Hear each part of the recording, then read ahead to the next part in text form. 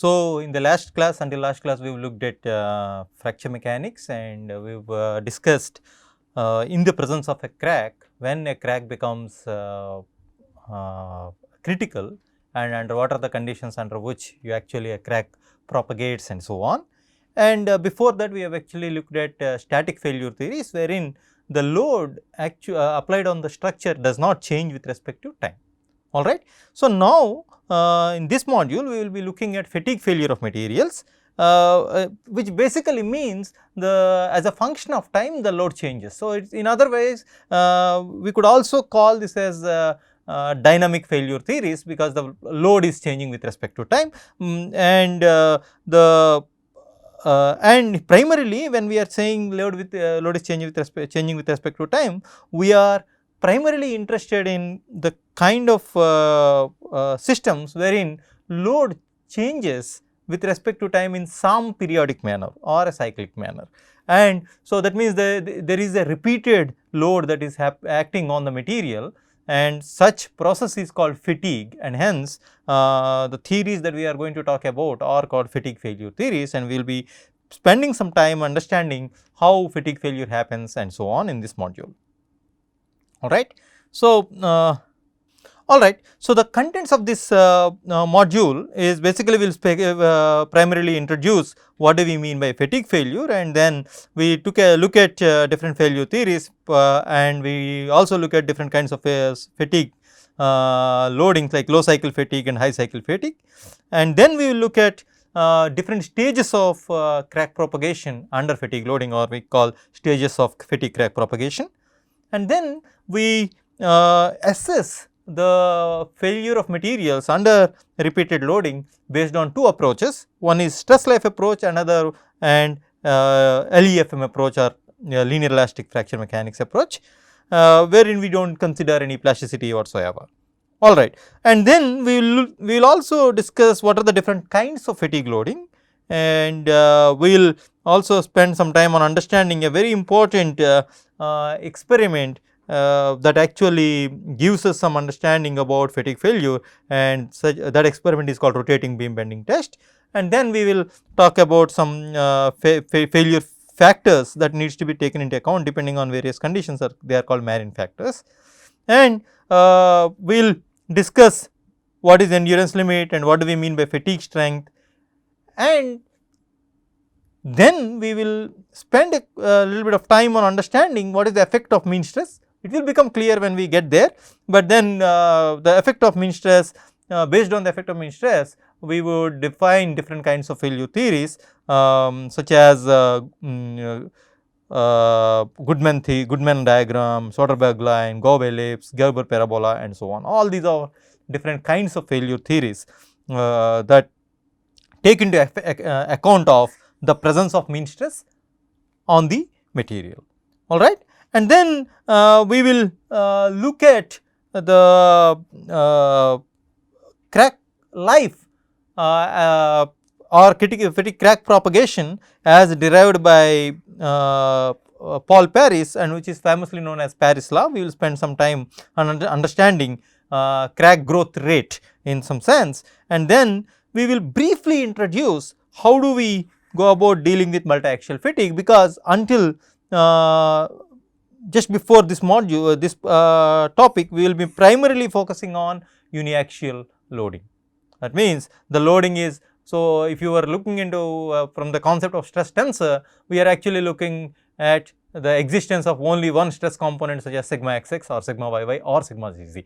Not all three or two are present, only one component is present. The moment you have a multi-axial loading, you actually need to develop a separate theory for multi-axial fatigue, similar to what we have done in the static failure theories, wherein we have discussed something called von Mises theory, wherein you actually define something called equivalent stress, which is a one-dimensional equivalent of a real 3D state of stress. A similar discussion we will have when we are going to discuss about multi-axial fatigue.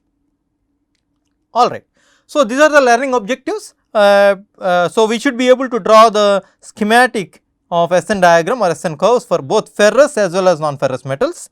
So, we will see what is the difference when we are going to through the material, and we should be able to determine the life of a given member from SN curve.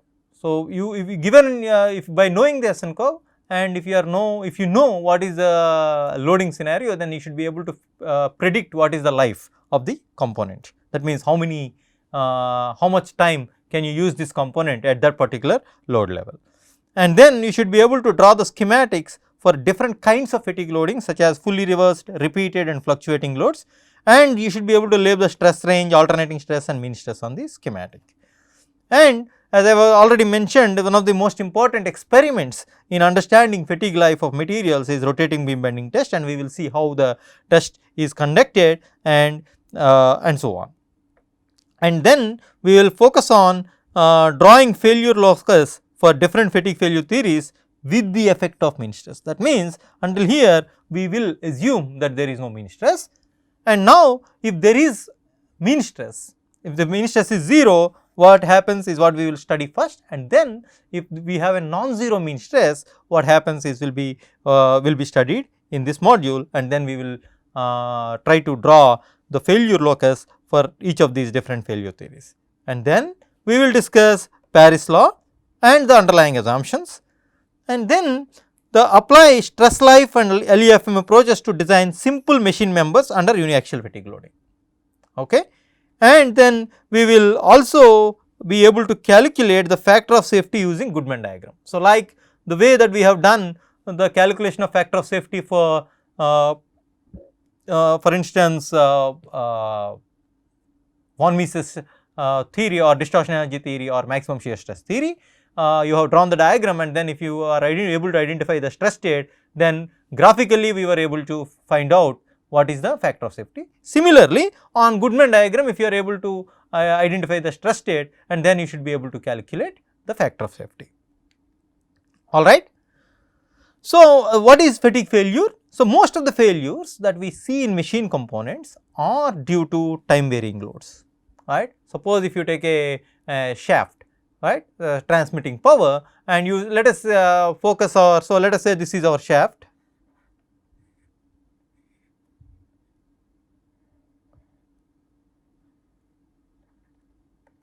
right, and then it is rotating about this axis, and then transmitting power, there is a gear sitting on it and so on. And then let us focus our attention to this element, and let us say there is a gear sitting on it. So, and hence as a result the shaft bends and then it rotates, and when the shaft is bending like this,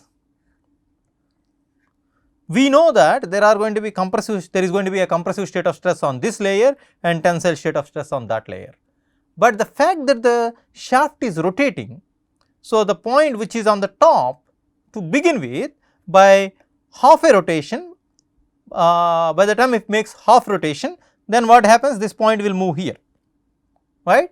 And initially the point which is at the top, because always the load is not changing, the position, the load is there, and this point was initially in the state of compression, but when it makes one half a rotation, the state of stress changes from compression to tension, right.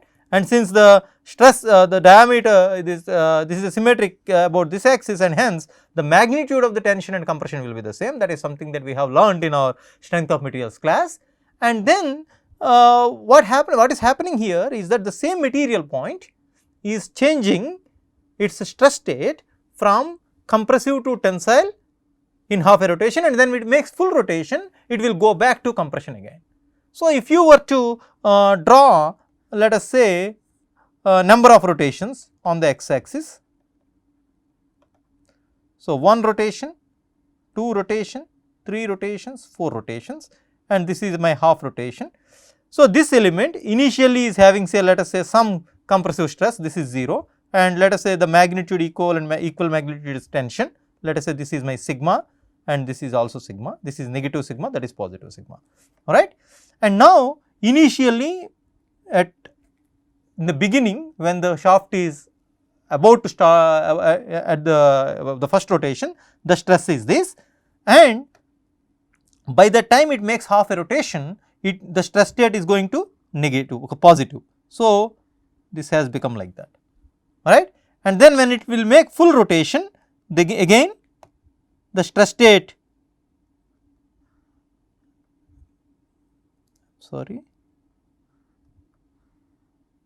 will become negative again, and so on. It continues to do so. So, because for one rotation, within one rotation it has come back to its original configuration, but during this time the material point has changed its stress state.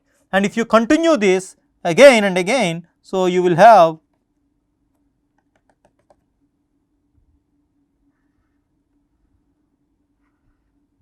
the material point keeps on experiencing this variable stress, positive, negative and so on, right.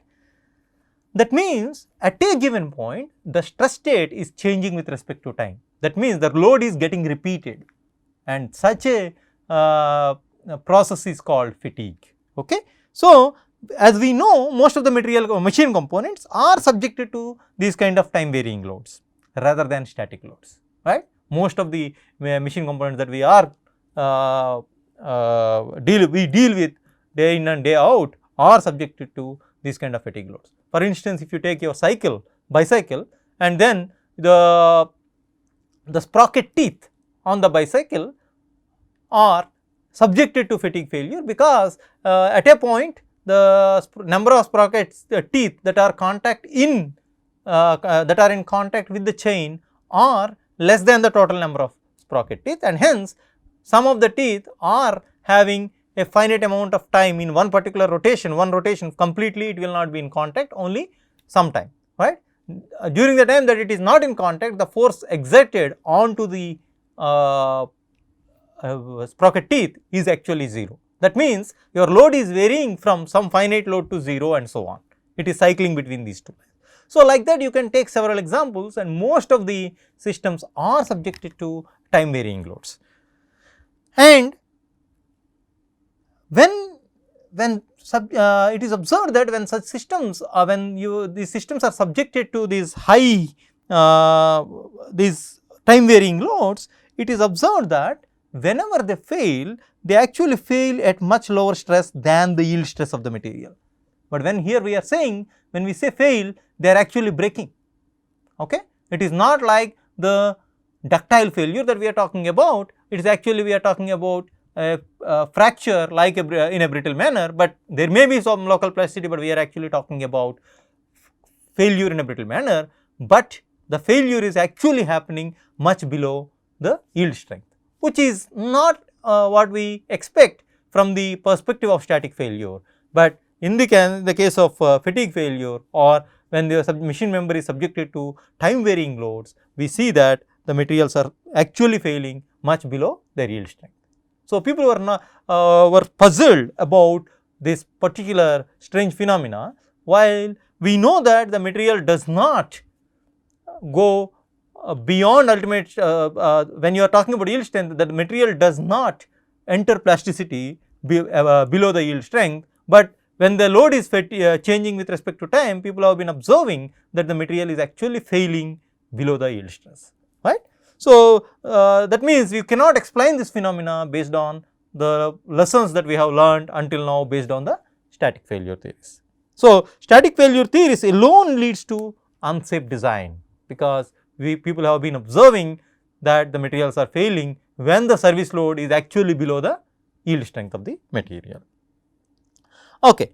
So, there are in the history there are several cases where there were several casualties just because the designs were not taking into account of this nature of time varying nature of the load, which actually led to premature failure of the components than what engineers thought those days will withstand, right. So, for instance, the failure of rail coach axles in 1800s led to the development of failure theories under dynamic loads. There are several railroad accidents around 1800s, both in Britain and Germany, and then that led people to pay attention to understand this particular phenomena, and that is what led to the development of failure theories under time varying loads. The first ever scientific investigation, a detailed scientific investigation of fatigue failure was done by August Wöhler in Germany, where he spent almost 20 years of his life understanding, doing several experiments and trying to understand what happens when you subject an axle to a repeated load, and then how does the material fail. It took him 20 years to consolidate his experimental data and write one single paper, but that happens to be the seminal paper in the literature of fatigue failure. And till date people refer to that work because of the impact that work had on the design or the design philosophy of machine components that are subjected to time varying loads. Alright. When you actually look at several failures, and when, for instance, when you do post-mortem of several industrial failures, it turns out that about 80 to 90% of all failures are due to fatigue. And such is the importance of understanding this particular field of failure, the fatigue failure. The annual cost of fatigue of materials to the US economy in 1980s was about $100 billion, right. That is about 3% of their GDP, right. So, there are several countries which actually spend much less than 1% of their GDP on the entire science and technology budget, right. But the cost of fatigue failure alone in 80s was about 3% of the GDP of United States. And you can imagine what if you neglect this particular field of failure, understanding of the failure of this kind of systems, what kind of a catastrophe that it can lead to the economy, right. And one of the very sad stories primarily about aircraft industry is on the Comet aircraft, right. There are two fatal crashes of this first commercial passenger jet, right, in 1954 happened due to fatigue failure of fuselage, and there were some design issues which led to such a fatigue failure, and that actually led to bringing down the entire fleet of Comet, and as a result they lost their market to their competitors elsewhere in the Europe and in the US, right. So, the magnitude or the intensity of this fatigue failure is so high that it actually can bring down economies significantly if you do not pay enough attention, alright. So, let us spend some time on fatigue failures in history, just to understand, just to put things in perspective and try to understand what is the magnitude of such a failure. So, this is a famous Boston molasses tank explosion. So, this explosion, there was a molasses tank in the city of Boston, and one early morning suddenly this molasses tank exploded, and then if you see this, there are so much of wreckage around here, and about 21 people killed, almost 150 people got injured in this accident. And the reason for, and then the people looked at what could be the reason, and they figured out that the collapse happened due to rise of temperature from minus 17 degrees Celsius to 5 degrees Celsius in 2 days. It is about a temperature rise of delta T of 22 degrees Celsius, and as a result within 2 days you have this temperature gradient, and that actually led to the failure. How? Because on the manhole, one of the manholes of this molasses tank, there was a fatigue crack that developed because of this change in temperatures. When you are having change in temperatures, basically what we are talking about is the time varying load, right. So, the thermal stress is cycling, and near a manhole which is a stress concentration zone, a crack got initiated, and then that crack became critical crack during these 2 days of delta T variation, temperature variation, and then suddenly it broke like a brittle fracture, and the molasses tank broke apart, and as a result whatever is the material, the molasses is a viscous liquid, and when it broke, it was like it led to a 25 feet high wave of molasses going at 56 kilometers per hour, right. So, it is not like a regular water, but it is highly viscous liquid, and then once somebody traps, once somebody gets trapped, it is extremely difficult for them to get out, right, because of the high viscosity, you cannot even swim or move through, right. It led to killing of 21 people. Another, as I was mentioning, comet crash, this is one of the sad stories in the aircraft industry, wherein so there are actually couple of accidents one after the other. So, the first aircraft it is managed by BOAC, British Overseas Aircraft Company, and the first model of their aircraft called GALYV. So, it left Kolkata in May 1953, and then midway the flight got lost, and people thought there were violent storms during that time, and hence people thought the violent storm was the reason for the failure of this particular flight. And later people recovered some wreckage, and but they could not draw firm conclusions, right. And then again almost 6 months or 7 months later, they have had next model GALYP, and on 10th January 1954, it actually again gave in, and people thought the fire was assumed to be the most likely cause, because they did not know why this guy has failed, and then they have done laboratory testings of several cabin pressurization cycles, and then they thought the fire was the most likely cause, and then they have made several modifications to improve the fire prevention and control, and then aircraft again came back to service in again another 4 months.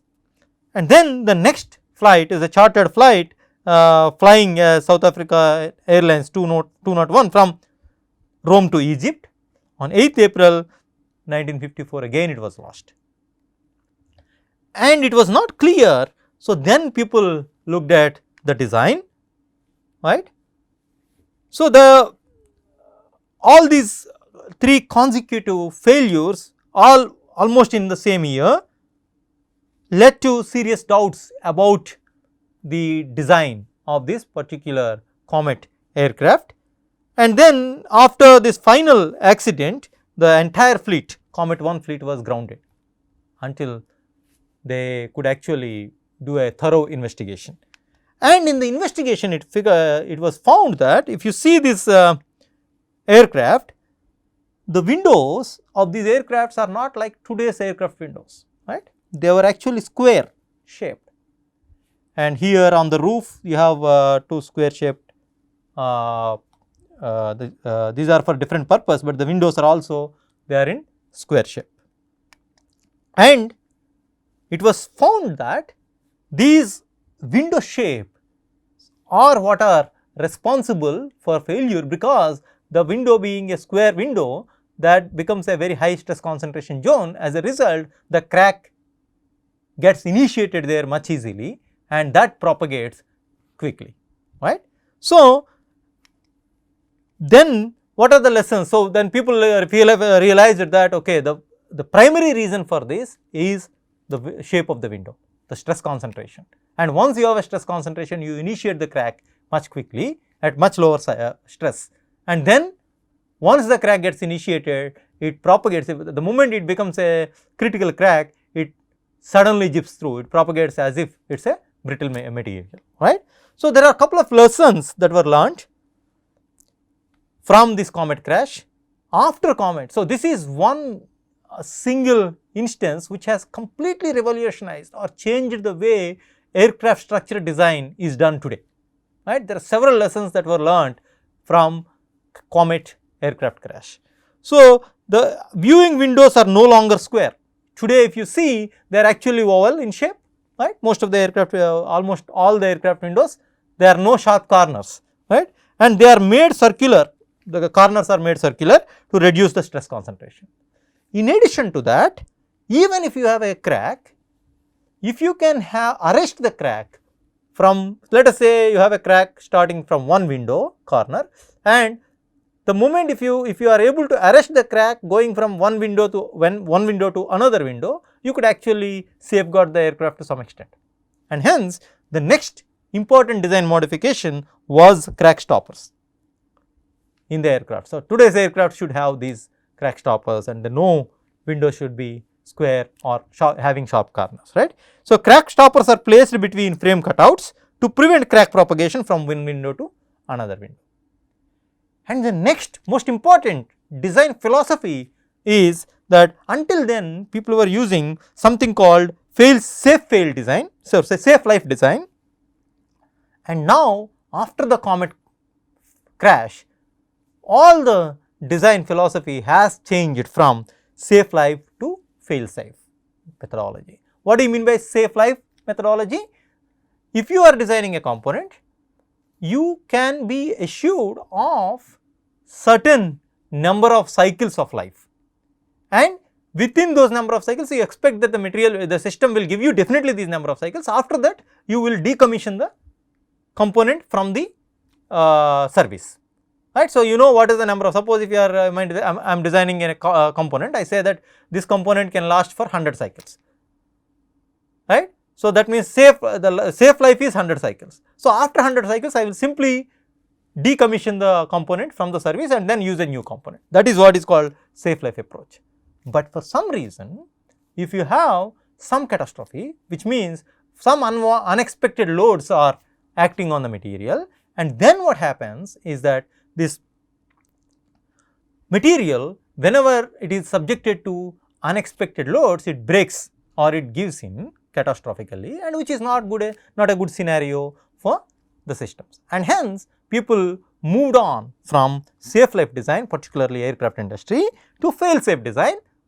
In the case of fail safe design, what we ensure is that if at all the material fails, the failure does not lead to catastrophe as much as possible within the expected loads beyond the service load. That means, the failure is supposed to be happening supposed to be not leading to a catastrophe. So, that is what is called fail safe design, and then now today's aircrafts are actually following fail safe design methodology.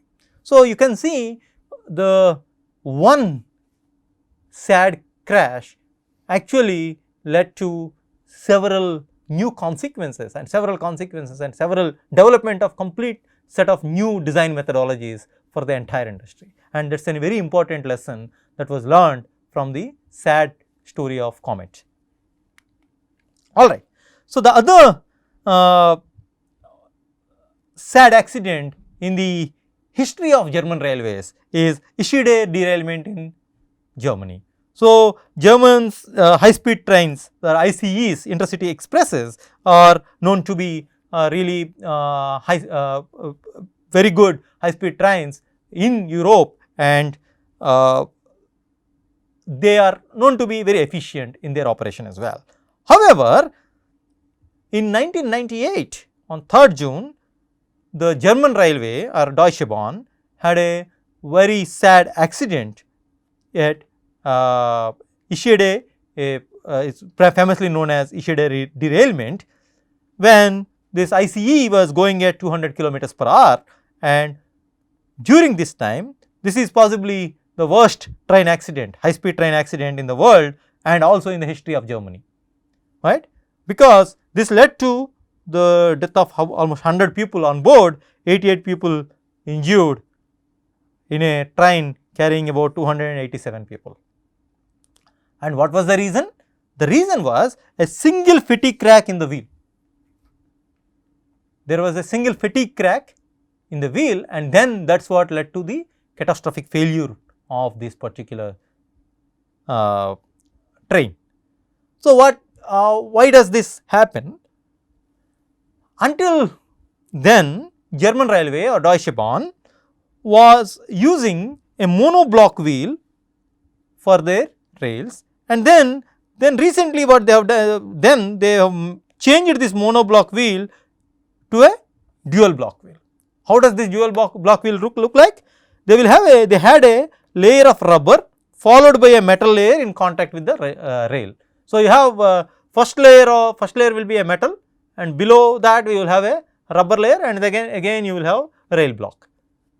So, in order to enhance the shock characteristics or vibration characteristics of the passenger, in order to enhance the passenger comfort, they have done something like that, a design change into their wheels. However, when they have done this design modification, the dual block wheel has not been tested on high speed train, the first thing. The reason for that is that they simply at that time they did not have facility to test fatigue failure at such high speeds,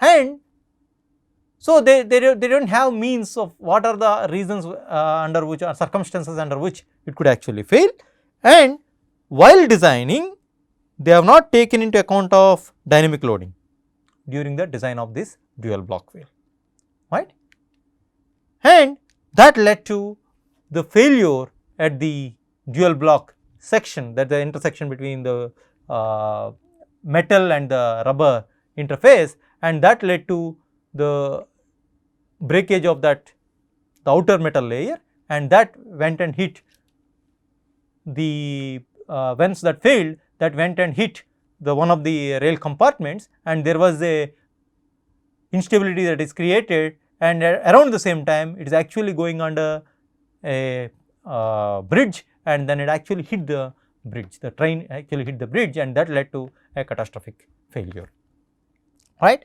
So, all these basically are due to, as we the point of discussing these accidents is to actually give you an understanding of the impact of neglecting the dynamic nature of the loads on machine components, and that can actually lead to severe consequences, all right.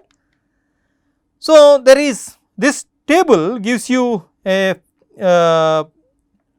overview of fatigue failure research events in the literature around the world, right. So, the first ever failure due to repeated loads was reported in 1829, right, and then several people, Ponsonby, Rankine and other people have spent some time on industry. The first ever usage of the term fatigue in English, fatigue was used by Ponsonby in 1830s, and then people developed different theories. Initially there was a theory called crystallization theory for fatigue failure, and which was later disproved by Ewing and Humphrey, and saying that the fatigue failure happens due to a set of events like slip lines, fatigue cracks and crack growth, which was actually capable of disproving the crystallization theory hypothesized by Rankine and others before that. And the first, probably the most important event in the fatigue failure research happened around this time, when August Wöhler from Germany has published the results of his 20 years of investigation into axle failures, and he also has developed a special test called rotating beam bending test, and he is the one who actually given us the concept of SN diagram and defined something called endurance limit. So, this is probably 1871 is probably one of the most important years for the researchers of fatigue failure. So, the understanding of fatigue failure actually went to a different level once the Wöhler's 20 years of results are published. And then until the introduction of the fracture mechanics formally by Griffith, there were several theories that were developed, but the Griffith's theory on fracture mechanics really pushed forward the understanding of failure of materials under repeated loading or fatigue loading. And then people like Goodman, Neuber and Soderberg and Peterson, these people have pushed the field much further, and then today we can say that we have a reasonable good understanding of fatigue failure primarily in metals or crystalline materials to a reasonable extent. So, that is why we are able to design structures such that they can withstand the known dynamic loads to certain extent with reasonable factors of safety. Alright. So, this is August Wöhler. So, he is the one who actually published first results on a detailed results of his work that he carried out over 20 years, right. So, he found that what is his seminal contribution? His seminal contribution was that he found that the number of cycles of time varying stress is the culprit for the fatigue failure. The number of cycles of the time varying stress is the reason for fatigue failure, and he also has shown the existence of something called endurance limit for steels. That means, what do you mean by endurance limit?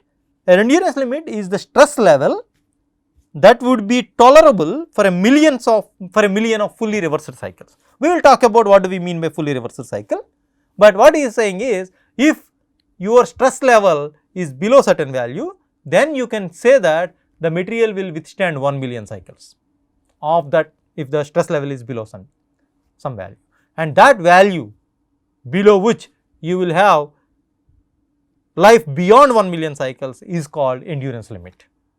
And sometimes people in some textbooks they also use it as endurance strength of the material, and this is typical for steels. Primarily his work was on rail axles, and hence he gave this conclusively for steels. Okay. This is the diagram here shown here is actually the schematic of SN diagram. What do we mean by SN diagram? S is your stress amplitude. We will talk about it, what do we mean by stress amplitude, and the x axis you have number of cycles. And please note that here you see a straight line, but it is on a log scale, right. It is a log scale, and hence it is not really a straight line, it is a power law. And then you see that, let us say 10 power 0, that means 1 cycle.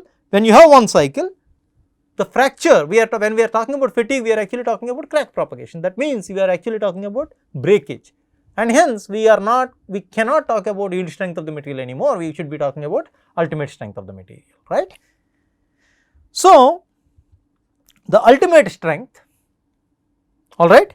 So, when you have 1 cycle, that means there is only 1 cycle, that means there is no repeated loading, and hence you can actually think that situation as the case of static loading, right. And now, so that means the material fails at SUT, and now if you have your stress amplitude somewhere in between, then you can say that the failure happens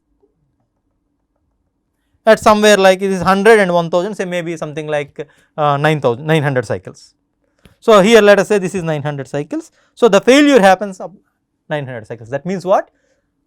At this stress amplitude SA, I can use my component for 900 cycles. After 900 cycles, it will break. So, that means this is what you call life, and this is what is called stress. So, SN diagram is nothing but stress life diagram, or it is also called Wöhler diagram. And as we have discussed, endurance limit that is described by SE dash.